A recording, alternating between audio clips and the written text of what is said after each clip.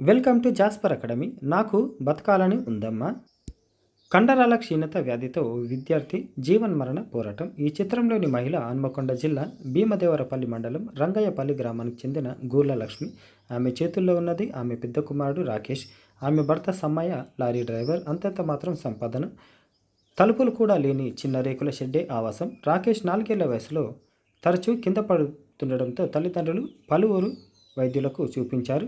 Pseudo muscular dystrophy అనే కండరాల వ్యాధి బారిన పడినట్లు వైద్యులు చెప్పడంతో 8 లక్షల వరకు ఖర్చు చేసి అనేక ఆసుపత్రుల్లో చికిత్స చేయించారు. దీంతో మరింత పేదరికంలో వెళ్ళిపోయారు. మొదట్లో రాకేష్ కాళ్ళు మాత్రమే తడబడుతుండగా తర్వాత చేతులు కాళ్ళు పట్టు కోల్పోవడంతో కర్ర సాయంతోనూ నడవలేని స్థితికి వచ్చాడు. అన్ని ప్రతికూల పరిస్థితుల మధ్య కూడా 3 చక్రాల సైకిల్పై తల్లి సాయంతో బడికి వెళ్ళాడు. వంగర గవర్నమెంట్ హై స్కూల్లో గత ఏడాది 10వ తరగతి పాస్ అయ్యిండు.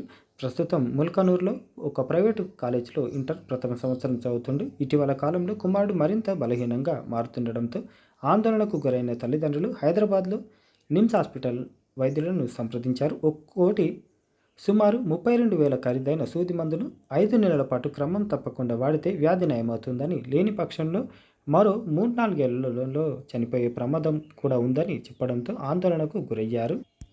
సూది మందులకే సుమారు 5 లక్షలు ఖర్చు అవుతుందని తెలుసుకొని కుప్పకూలిపోయారు. ఇప్పటికే వైద్యానికి శక్తికి మించిన ఖర్చు చేశాం. చేతిలో చిల్లిగవ్వ లేని ఆర్థిక పరిస్థితి ఒకవైపు, నాకు బతకాలని ఉందమ్మా అంటూ కుమారుడు చూసే నిస్సహాయమైన చూపులు ఇంకోవైపు వేధిస్తుంటే తోచని స్థితిలో బతికిడుస్తున్నాం. ప్రభుత్వం లేదా మానవతావాదులు ముందుకొచ్చి ఆదుకుంటే తప్ప బిడ్డను దక్కించుకోలేం అని తల్లిదండ్రులు వేడుకుంటున్నారు. సాయం చేయదలుచుకున్న వారు ఈ నంబర్లలో సంప్రదించవచ్చు.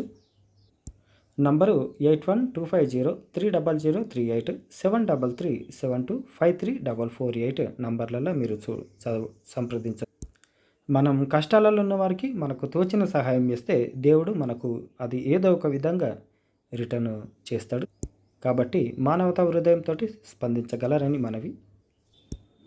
నాకు బ్రతకాలని ఉందమ్మా అని ఒక స్టూడెంట్ జీవన్మరణ పోరాటం.